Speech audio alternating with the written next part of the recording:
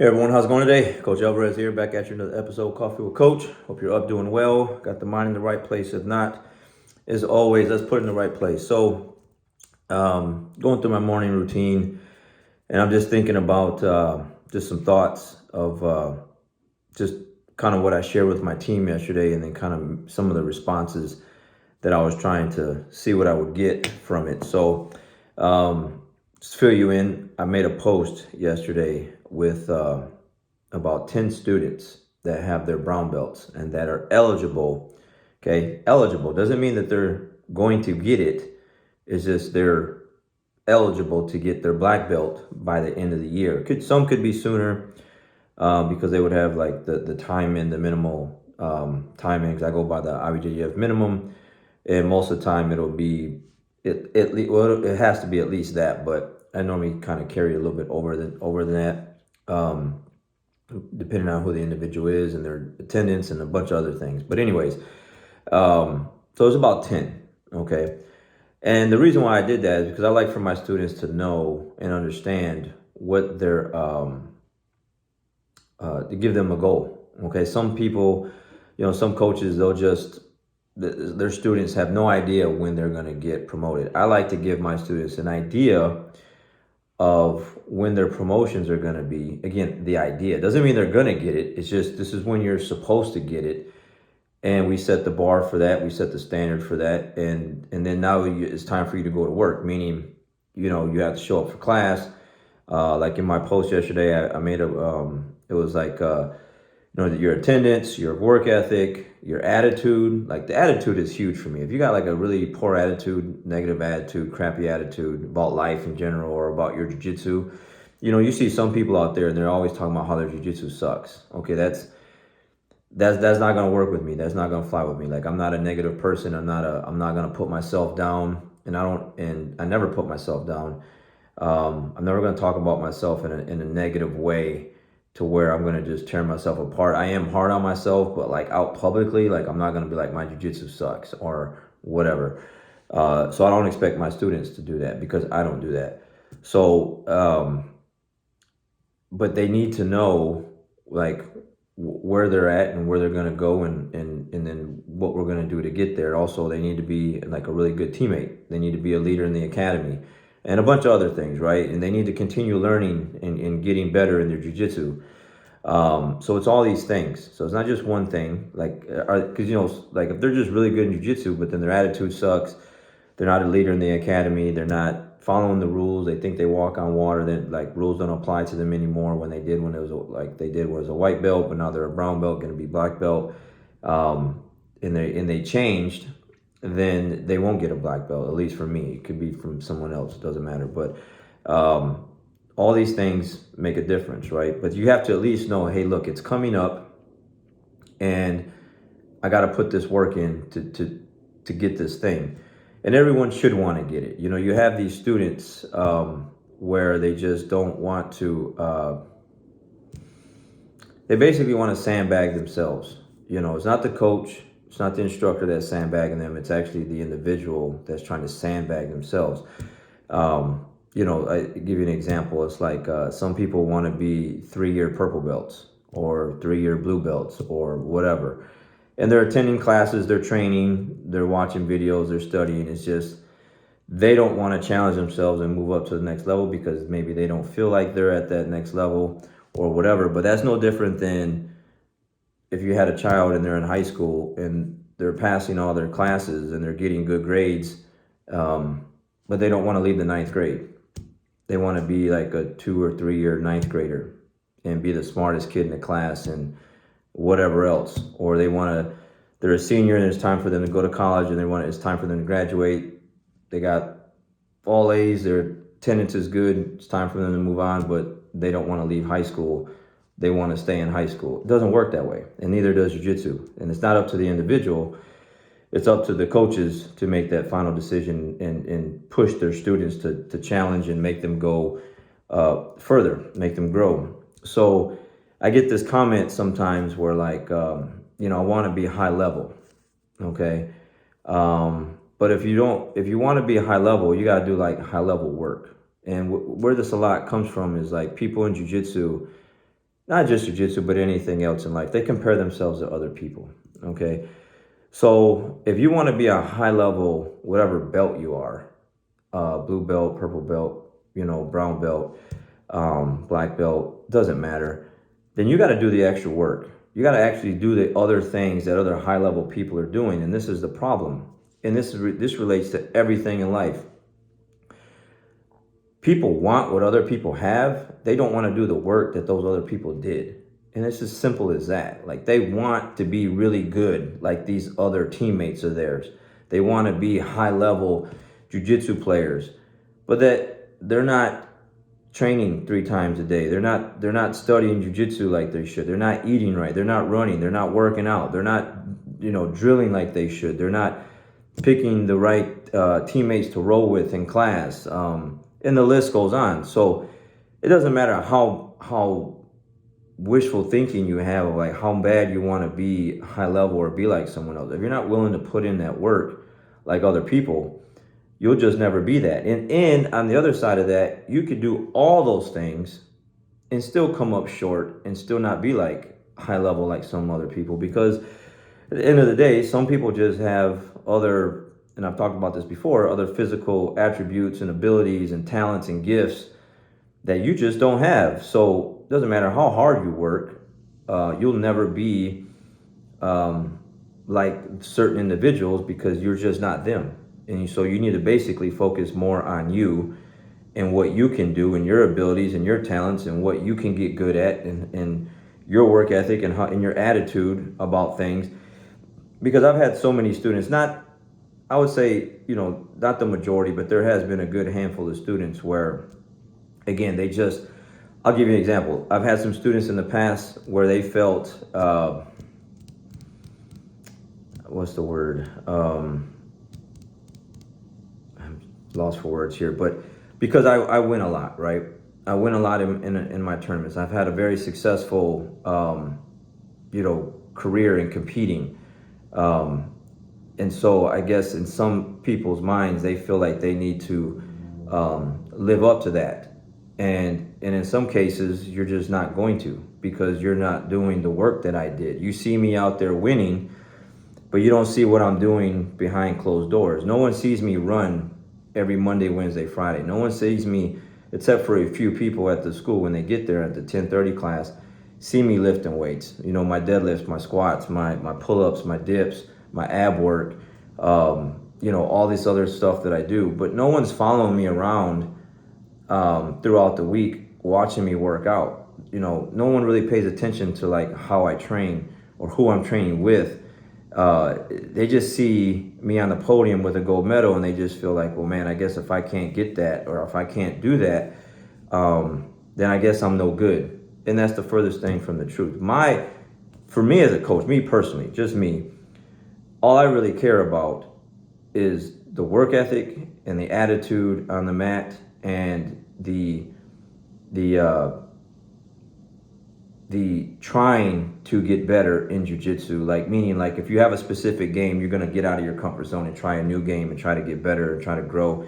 I want to see that. I want to see that you're trying something new, trying to evolve your game and trying to get better. I want to see you pick hard teammates. I want to see you I do want to see you train hard, not recklessly, but train hard, and have a good attitude regardless of the outcome, how the roles go each day, and be a good teammate and be a leader in the school. And so those things are like the main things. And if you're doing those things, you could come up short in all your tournaments and not get gold medals like I do.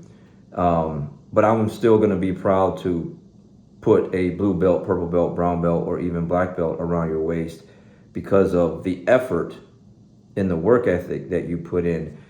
And when some people just think that they have to take gold medals all the time, or they have to be like someone else, they're just totally doing a huge disservice to themselves, because they're beating themselves up like they shouldn't be. And also, those individuals need to really ask themselves, are they really trying that hard to do what those other individuals are doing? And I would tell you, in most cases, most people don't like to run, so they don't run. And if they do run, it's something that they do for a short time and then they stop it. For me, I've been doing this since high school. I wrestled in high school. We had to run a lot. I would in Michigan, obviously it snowed during wrestling season. So I would get up before class started. I'm pretty sure if I'm got my time frame right. I think class started like at 7:15 in the morning or something like that. So I would get up early in the morning and go running in the snow. And I remember my dad would say things to me like, man, you're crazy, because there's like black ice. There's ice on the sidewalks and stuff like that. But I just had to get what I had to get done. So I would get up early before school and run 3 miles. Then we'd go to school, go to classes, go to practice, run 3 miles, do the wrestling practice, and then I would run another 3 miles like after class. Like I was trying to be in the best shape possible. Plus the lifting weights and everything, and I'm running those kind of miles because, I had to make the weight classes. I was going from like 128 to like 119, and in some instances I had to cut all the way down to 112. So I had to do a lot of work. I had to do a lot of road work, a lot of lifting weights, a lot of not eating certain foods, a lot of training, a lot of this, a lot of that. And I did all that. So that's been with me since I was 16, 17 years old. Okay. And so when some people come into jiu-jitsu and they never really done anything like that, and now they see individuals like myself, okay, or even some individuals higher, because there's more talented, more higher level black belts than me, and they see what they got to do to be like that. They don't want to do that work, but yet they want to be like them. You know what I mean? So it's very contradicting, and they're doing a huge disservice to themselves, because it's like you need to make a decision and decide, like, yeah, I'm gonna be that way, and that's the way I'm gonna be. Or yeah, I'm not trying to work that hard. I love jiu-jitsu. It's a passion of mine. I enjoy it, but I'm a hobbyist, and I'm not really trying to go out there and compete every weekend or every month. And I'm not trying to do all those runs and workouts and give up my favorite foods, but I like to train jiu-jitsu, and so I'm going to train jiu-jitsu, and I'm going to accept what I turn out to be with those minimal training sessions, 3 times a week, 4 times a week, what have you, without all the healthy eating and the runs and the workouts and the training session, the hard training sessions and the extra studying and all this other stuff. I'm just going to be me at this rank. And whenever that time is up and I get that new belt, then I'm just going to be that individual at that new belt. But you can't be, I want to be high level, but then don't want to do the high level work. It doesn't make sense in anything in life, like not just jiu-jitsu, but in anything, business, like your health, like whatever. You just can't get in shape and then you don't want to exercise. You can't get healthier and you don't want to eat healthier foods. Like you can't be successful in business and then like actually like not work on your business and do business stuff. I was actually talking to my students about that the other day. Like, I have to focus a lot on my business, where, a lot of it isn't just studying jiu-jitsu or training jiu-jitsu. I got to make sure that the business is running right. So a lot of time is dedicated to that, where like some of the students I train with, they don't have a business. They're not focused on that. They're focused on their jiu-jitsu. So when we tie up, I can tell that they're working on new things because I can feel it. I can see it. And so, certain things are going to take away from you. So, or what have you, but you have to do whatever you can in your space, in your time, in your availability, to absolutely do your best to try to be your best. And if you're not willing to do that, then you really just need to just kind of just chill out and be quiet and accept who you are at this stage in your jiu-jitsu career, or whatever else you're doing, and be like, this is what I'm going to be, and this is all I'm going to be, because I don't want to do the extra work. And then be happy with that, and then ride it out, and then that's it, right? But if you're not happy and you want to be better, then you have to do better work. You got to do more stuff. Like, this is just common sense stuff, but this is the stuff that I get as a coach. This is the stuff that I have to deal with from people, from students, the things that I hear when I put things out there like that. Like, people don't want to step up, like, and get their black belt or get their whatever belt. When I was in the opposite position, with my original instructor, white through black belt, like, I worked very hard, to try to show him that I was worthy of each belt. And when he did give me that belt, again, just me, I went out to go compete right away. I found the first tournament, and within a month, I was already competing at that new belt, trying to test myself and trying to see where I was at. I just wanted to make my instructor proud. Like, I wanted to make sure, like I didn't want him to doubt or regret him giving me whatever belt he gave me. And the way I did that was I just showed up when I was supposed to show up. I couldn't show up every day because I was working at General Motors. I only could train 4 days a week. We didn't have Sunday training and we didn't have Friday trainings. So, I had 5 days to choose from, and out of those 5 days, I could only train 4. And so when I did go to those 4 classes, I made the most out of those 4 classes. But on those other days where there was no class, I was running, I was lifting weights. Like, this has never stopped since high school, and I'm 46. Okay, so 30 plus years of running, lifting weights, trying to take care of my body and eat right and study outside of the academy and watch film and stuff like that. Back then it was VHS tapes, VCR tapes, just whatever I could. And again, if you're not willing to do that, then you're just not willing to do that. And then you just need to accept who you are and what you're going to be at that new rank whenever your instructor gives that to you. But to want to be anything other than that and not put in the work is just silly. It's just absolutely silly. It's just nonsense. Like, you need to actually do the work. And some people will start down that path, but then they see how hard it is. Actually, I was talking to one of my students, Chase, about this the other day, because he gets after it. He trains hard and he studies and he drills and all this other stuff. And he came from a different school and different places around different people. And he would say this, he said the same thing, like, people want what you have or want to do what you're doing, but once they realize what it requires to do that kind of thing or be that kind of person or be that kind of belt, they're like, yeah, man, I'm not trying to do all that. So you're not going to be that. And it's as simple as that. So you basically just need to make a decision. Cut some things out of your life, cut some people out of your life, cut some bad habits out of your life, get some things in order, get your mind in order, and say, hey, this is it. But like I said, at the end of the day, I could dedicate my life to basketball and go all in and do whatever in my physical capabilities to be the best basketball player I can be. But I'll never be a Steph Curry. I'll never be a LeBron James. I'm not that tall, for one, okay? I'm very short, so probably won't even make it to the NBA. Just stuff like that. But that doesn't mean that I can't be a beast in my own right and be like the absolute best that I can be. Same thing with my jiu-jitsu. I know I'm not the very best jiu-jitsu black belt out there, but I know I'm one of them, especially in the masters division.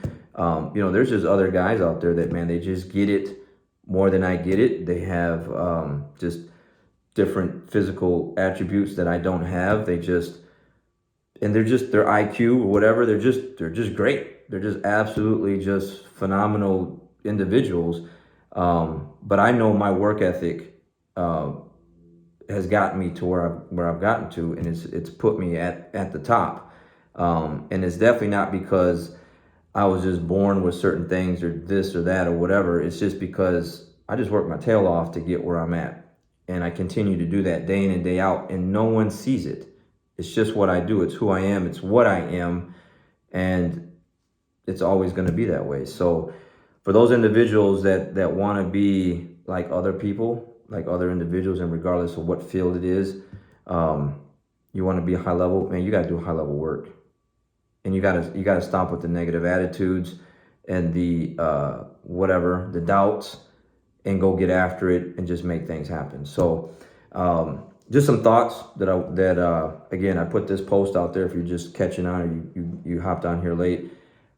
I got 10 brown belts. Okay, actually I have 12, but 2 just got their brown belts, so they won't be ready yet. But I have at least 10 that are eligible. Okay, by the end of the year or sometime throughout this year, to get their black belt. And it's really not on me, it's all on them, whether or not they do those things that they're supposed to do. And what kind of black belt do they want to be?